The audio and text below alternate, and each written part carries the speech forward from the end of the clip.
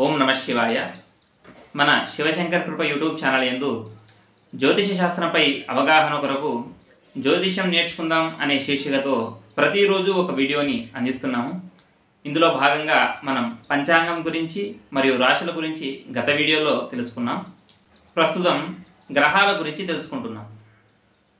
జ్యోతిషం నేర్చుకుందాం 19వ రోజు.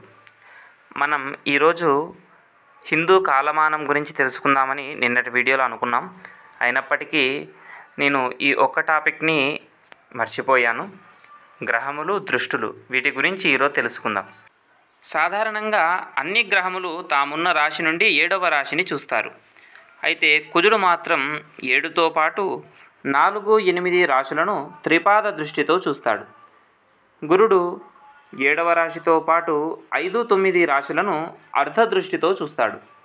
శని 7వ రాశితో పాటు 3, 10 రాశులను పాదదృష్టితో చూస్తాడు. ఇక్కడ త్రిపాద దృష్టి, అర్ధదృష్టి, పాదదృష్టి అంటే 1/4 వంతు అంటే 25%.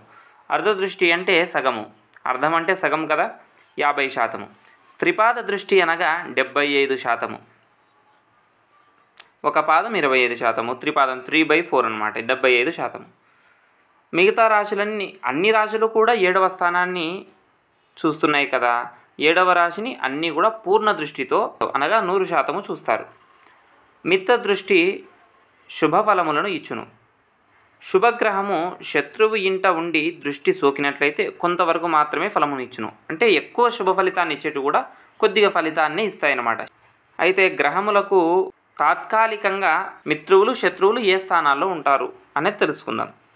ప్రతి గ్రహమునకు 2, 3, 4, 10, 11, 12 స్థానముల యందు ఉన్న గ్రహములు తాత్కాలిక మిత్రులు. ప్రతి గ్రహమునకు 1, 5, 6, 7, 8, 9 స్థానముల యందు ఉన్న గ్రహములు శత్రువులు. దీంతో మనము గ్రహములు రకాలు, గ్రహముల యొక్క వివరణను తెలుసుకున్నాం. రేపటి రోజున కాలమానం గురించి తెలుసుకుందాం.